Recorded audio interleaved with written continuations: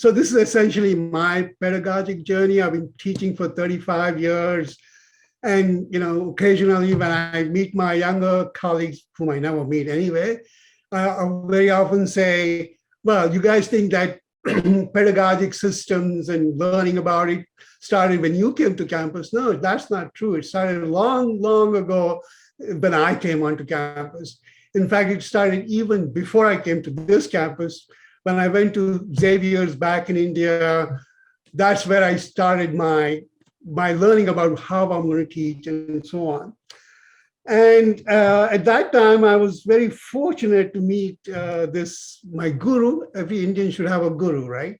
No. So this is my guru. He was Professor V.V. Nadkarni. I can tell you all kinds of stories of how he picked me out of the gutters and gave me a life and made me who I am today. He probably has more to do with who I am today than anyone else in my life.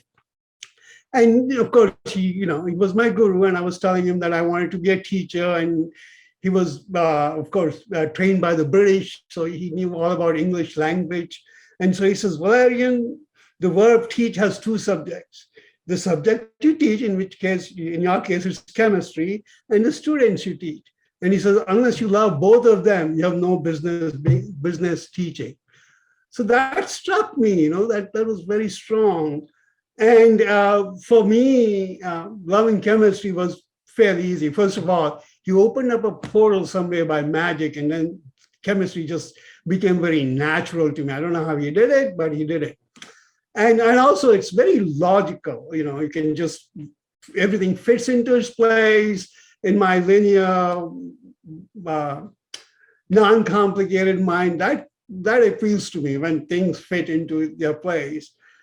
But loving students, my God, that was almost an impossible task. Students are like cats; you can never hurt them, And thinking about it, Rumi's explanation sort of is what I like. He says your task is not to seek love, but merely seek to find all the barriers within yourself that you're built against it. That's a very powerful teaching. For example, students will piss you off all the time, say things, do things that you may not like, and you get activated. The question now is, what do you do with this activation? What I need to do is go in and find out, why am I getting so pissed off? I mean, he's just being a student and he's doing what students do. And why am I getting angry?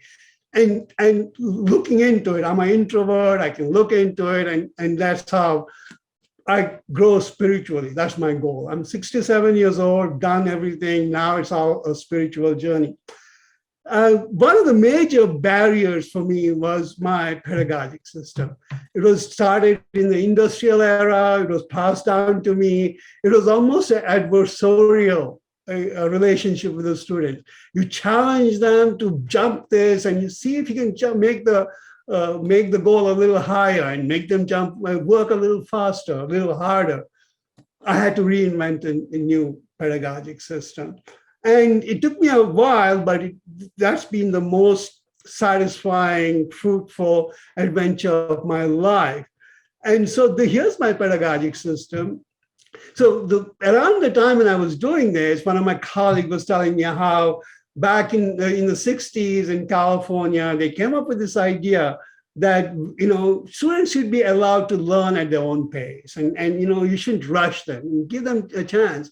And I said, what happened to that? He said, it didn't work. And he said, why? He says, because we can't write exams and quizzes for every time students want to take an exam or a quiz. I said, I can solve that problem by technology. So that was the beginning.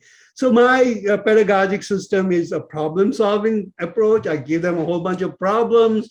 If they can solve the problems, they know the concepts. If you know the concepts, you should be able to solve the problems. So what I do is I simply give them all the questions that they're responsible for the whole semester right at the beginning as a question. So they have all the questions. And then I give them solution for all these questions right at the beginning. And I also give them a method to go from the question to the solution. So everything that they ever need is given to them right at the beginning. Now, throughout the semester, they do assignments, they do exams and all that, and get from a place from questions to how to solve the problems. Another thing about my pedagogic system is that the solutions can be done unlimited number of times. Exams, quizzes, you can do them any number of times as you want until you get the score you want. And the deadlines are just for guidance. I mean, the end of the semester is the real deadline. And so there's no penalty for late submission. You can do whatever you want. And students can choose to have their whole grade based on just the exams. Exams cannot be opted out. You have to do the exams. All the other assignments can be opted out. Okay, so that's my pedagogic system in a nutshell. So last semester, I had an incredible opportunity to use this. And last semester, I taught organic chemistry, and I had a synchronous version and an asynchronous version. In the synchronous version, we met at a certain time and did some things. And asynchronous time, they didn't meet at all. They just did their own stuff. And I was very fortunate to have Ray as my ALA to help me with this. It was an incredible experience, and I want to talk, share it with you. So here's the setup. So we had three comprehensive exam and a final exam. They couldn't be opted out. They both the sections had the same thing. And to go from questions to solutions, they had assignments. Learn Smart assignment is like reading a book, but with a few questions sprinkled in and so on. And they had quizzes. They could do the quizzes at the end of every chapter. And both the sections had the same thing, but you could opt them out. You could, if you didn't feel like, if Smart Book wasn't helping them, opt out of it. If quizzes wasn't helping you, opt out of it. And I also curved these assignments. So the class average was 100%. So that means they had an incentive to do these things. And these are small items, 15% and 5%. The main thing for synchronous version was a workshop. Asynchronous version didn't have that. Synchronous had this workshop where Ray and I got together with the students and we did this workshop. Workshop had an assignment called lecture work. Then there was peer review where students reviewed each other, and a fireside chat, and I'll talk about it in a bit. And also had a perfect bonus for workshop, 5%. If they came for every workshop, if they did all the lecture work thing, they would get 5% bonus. So in the workshop, this was only for synchronous version, we gathered, it was a 75-minute period. We gathered, I talked to them, I welcomed them, I tried to tell them a joke or two, but that never worked. Then I worked some problems and to show them how to do problems. And then in about 10, 15 minutes on Zoom, I sent them out to breakout rooms.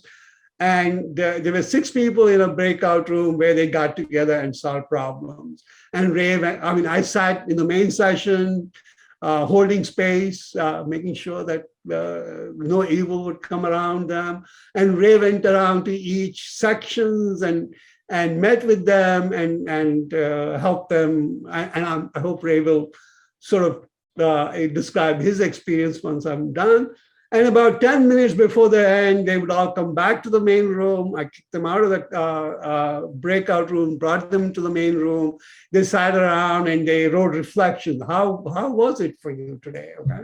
And they had finished the reflection by midnight that night. I prefer that they finish them right there before they left, but sometimes students have to leave. And the next day they had to give feedback to two of the students who wrote those reflections.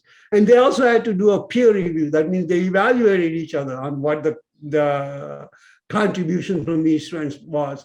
And as I expected, they all gave each other 100%. And I told them about positive feedback, how, when I grew up, we all had critical feedback where everybody told you how horrible we were. But now that doesn't work. We have to give them positive feedback. Whatever you do, you got to find something positive to say about it. So it was only a positive feedback. And and points, 15% was equally distributed between the 3 lecture work assignment. Lecture work assignment was again simply the same problems that I had assigned. I would pick about 20 of them, put them on an assignment, let them have it. So that's how I did this course. Now for the final results. So these were the results, okay? This is the synchronous version and this was asynchronous version. And if you see, synchronous and asynchronous didn't have a lot of differences. Almost same number of students got A's, B's, D's, and F's. And and then I had a final exam that was an American Chemical Society standardized exam. In fact, what I saw was asynchronous people who didn't come for the workshop at all did much better than the synchronous people who had the workshop. It was like, oh, well, Ray and I put on a good dog and pony show, but it really didn't go anywhere, right? And then I had to present these results to my new students. When they came in, I wanted to say how important it was for them to come for the lecture. And as I was thinking about it, at 3 o'clock in the morning, I suddenly woke up and I said, wait a minute, there's one thing I forgot, and that is this. Students who enrolled about 2 weeks into the course, okay? Synchronous, I had 32 people. Asynchronous, I had 40 people. More people liked asynchronous, where they didn't have to come for lectures, than for synchronous. 29 people out of the 30 finished in the synchronous. Only 27 out of the 40 finished in asynchronous. So the withdrawal rate, there were only 3 students who withdrew from the synchronous, 13 students withdrew from the asynchronous.